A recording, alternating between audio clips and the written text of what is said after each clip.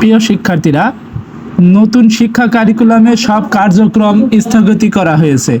জাতীয় শিক্ষাক্রম ও পাঠ্যপুস্তক বোর্ড শনিবার আজকে এই নিউজটা জানিয়েছে, সেটা সম্পর্কে নিয়েই এই ভিডিওটি তৈরি করা হচ্ছে।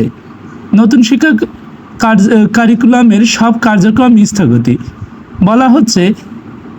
নতুন শিক্ষা কারিকুলামের অধীনে সব কার্যক্রম স্থগিত করেছে জাতীয় শিক্ষাক্রম ও পাঠ্যপুস্তক বোর্ড এনসিটিবি, অর্থাৎ যারা আমাদের মাধ্যমিক এবং উচ্চ মাধ্যমিকের যে বইগুলো আমাদের ছাপায়, অর্থাৎ এই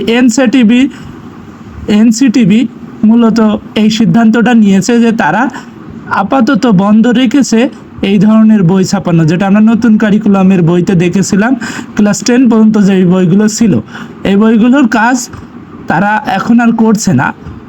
পরবর্তীতে বলা হচ্ছে, শনিবার 10ই আগস্ট এনসিটিবির চেয়ারম্যান প্রফেসর মোহাম্মদ ফারহাদুল ইসলাম এ তথ্য নিশ্চিত করেছেন।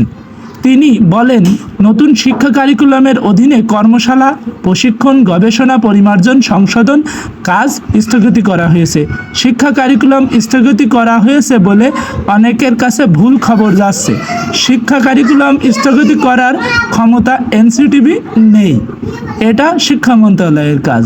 রবিবার 11ই আগস্ট থেকে বগুড়ায় আমাদের কর্মশালা শুরু হওয়ার কথা ছিল, সেটি আপাতত স্থগিত করা হয়েছে।